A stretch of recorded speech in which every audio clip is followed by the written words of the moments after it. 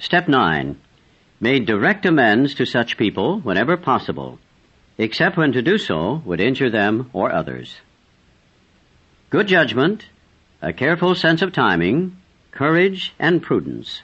These are the qualities we shall need when we take step 9. After we have made the list of people we have harmed, have reflected carefully upon each instance, and have tried to possess ourselves of the right attitude in which to proceed, we will see that the making of direct amends divides those we should approach into several classes.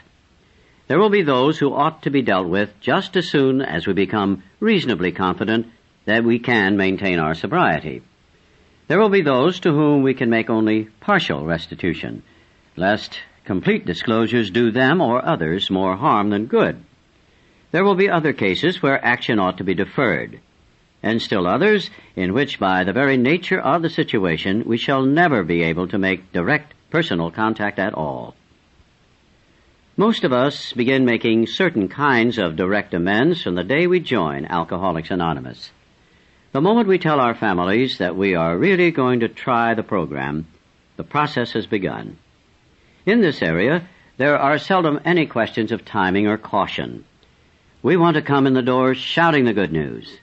After coming from our first meeting, or perhaps after we have finished reading the book Alcoholics Anonymous, we usually want to sit down with some member of the family and readily admit the damage we have done by our drinking.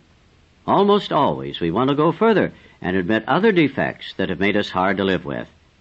This will be a very different occasion, and in sharp contrast with those hangover mornings when we alternated between reviling ourselves and blaming the family and everyone else for our troubles. At this first sitting, it is necessary only that we make a general admission of our defects. It may be unwise at this stage to rehash certain harrowing episodes. Good judgment will suggest that we ought to take our time. While we may be quite willing to reveal the very worst, we must be sure to remember that we cannot buy our own peace of mind at the expense of others. Much the same approach will apply at the office or factory. We shall at once think of a few people who know all about our drinking, and who have been most affected by it. But even in these cases, we may need to use a little more discretion than we did with the family. We may not want to say anything for several weeks or longer. First, we will wish to be reasonably certain that we are on the AA beam.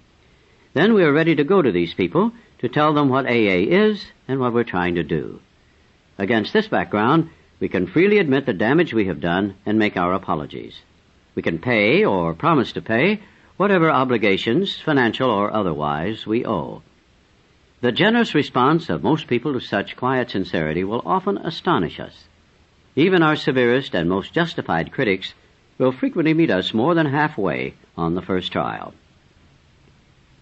This atmosphere of approval and praise is apt to be so exhilarating as to put us off balance by creating an insatiable appetite for more of the same.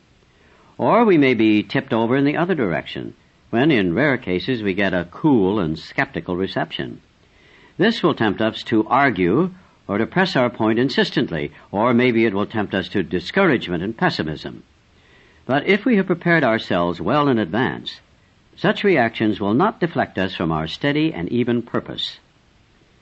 After taking this preliminary trial at making amends, we may enjoy such a sense of relief that we conclude our task is finished. We will want to rest on our laurels. The temptation to skip the more humiliating and dreaded meetings that still remain may be great. We will often manufacture plausible excuses for dodging these issues entirely. Or we may just procrastinate, telling ourselves the time is not yet, when in reality we have already passed up many a fine chance to right a serious wrong.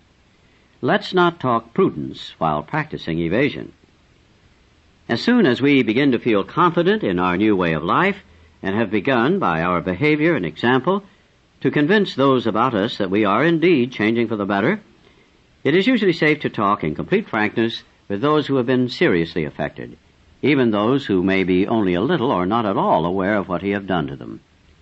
The only exceptions we will make will be cases where our disclosure would cause actual harm. These conversations can begin in a casual or natural way, but if no such opportunity presents itself, at some point we will want to summon all our courage head straight for the person concerned and lay our cards on the table. We needn't wallow in excessive remorse before those we have harmed, but amends at this level should always be forthright and generous. There can only be one consideration which should qualify our desire for a complete disclosure of the damage we have done. That will arise in the occasional situation where to make a full revelation would seriously harm the one to whom we are making amends, or, quite as important, other people.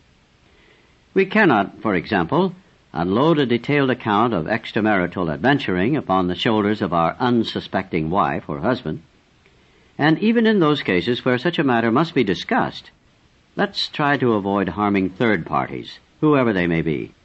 It does not lighten our burden when we recklessly make the crosses of others heavier. Many a razor-edged question can arise in other departments of life where this same principle is involved.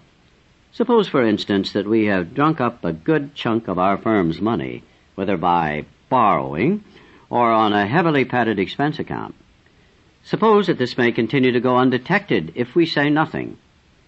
Do we instantly confess our irregularities to the firm in the practical certainty that we'll be fired and become unemployable?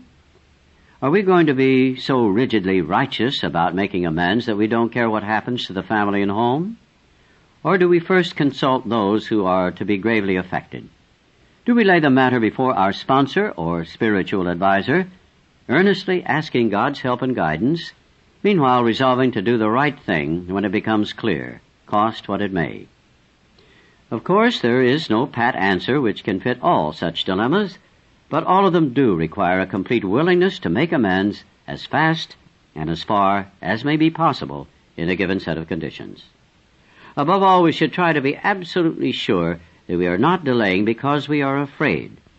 For the readiness to take full consequences of our past acts and to take responsibility for the well-being of others at the same time is the very spirit of Step 9.